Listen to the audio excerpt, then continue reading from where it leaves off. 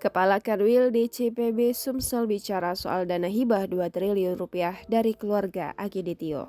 Adanya sumbangan atau dana hibah sebesar 2 triliun dari keluarga Akiditio yang akan diberikan kepada Irjen Pol Prof. Dr. Eko Indraheri MM menyita perhatian masyarakat. Lalu bagaimana proses dana hibah tersebut? Menurut Kepala Kantor Wilayah Ditjen Perbendaharaan Sumatera Selatan, Lydia Kurniati Kristiana, sebaiknya dipastikan dulu konteksnya sebagai pemberian pribadi atau kepada institusi. Lebih lanjut, ia mengatakan prosedur hibah kepada pemerintah yang melalui Satker Kementerian atau lembaga dasar hukumnya Peraturan Menteri Keuangan tentang administrasi pengelolaan hibah. Proses dimulai dari permohonan register dari Satuan Kerja Penerima Hibah.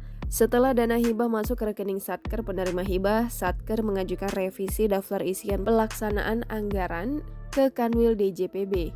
Setelah revisi, Satker dapat menggunakan uang tersebut untuk belanja sesuai dengan revisi yang telah disahkan Kanwil DJPB.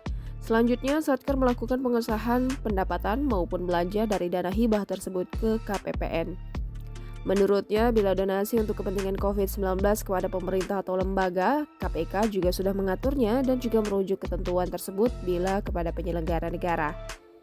Ada ketentuan KPK tertanggal 14 April 2020 tentang penerimaan sumbangan atau hibah dari masyarakat oleh lembaga pemerintah, khususnya terkait COVID-19, yang diterima dari masyarakat termasuk sektor wisata baik dalam maupun luar negeri.